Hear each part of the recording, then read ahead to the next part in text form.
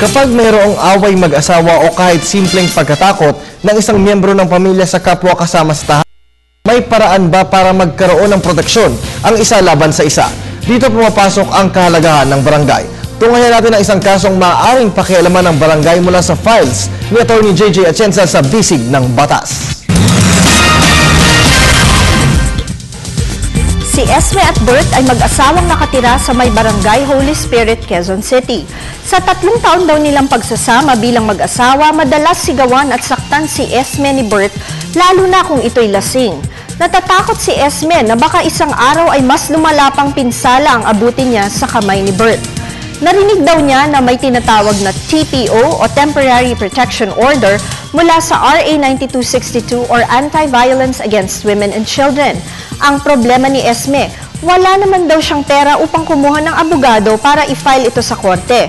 At pinaka-importante, sa sobrang takot niya sa pananakit ni Bert, mas kailangan daw niya ang mabilisang issuance nito na hindi na kailangan pang dumaan sa korte. Tanong ni Esme, maaari ba siyang makakuha ng proteksyon laban kay Bert kahit hindi niya iakyat ang suliranin sa korte?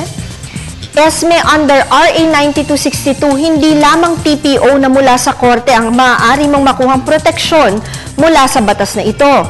Sa ilalim ng Anti-Violence Against Women and Children, isinasaad din dito ang pagbibigay ng Barangay Protection Order or BPO. Kaiba sa Temporary Protection Order o TPO ito mula sa korte, kasi ang BPO ay ini-issue ng barangay. Ito ay maaaring maipagkaloob sa iyo on the same day na mag-apply ka. Paano kamo ang proseso ng application? Ito ay dapat na gawin mo in writing o sa pamamagitan ng kasulatan. Ito ay ia-attest o patototohanan ng inyong punong barangay. Ang application para sa BPO ay ex parte ang proseso. Ibig sabihin, hindi na kinakailangan pa ni Berto na sumali sa pagdinig ng punong barangay sa application mo. Matapos ang na mag-issue ng BPO ang punong barangay sa araw din iyon. Tandaan na ito ay libre at walang bayad. Ang BPO ay effective sa loob ng 15 araw. Matapos kang mabigyan nito, bibigyan ng punong barangay ng kopya ang PNP Women's and Children's Help Desk na sumasakop sa inyong lugar at si Berto. Kapag na-issuehan ka nito, maaari ka pa rin mag-file for a TPO or Permanent Protection Order mula sa korte sa tulong pa rin ng Public Attorney's Office.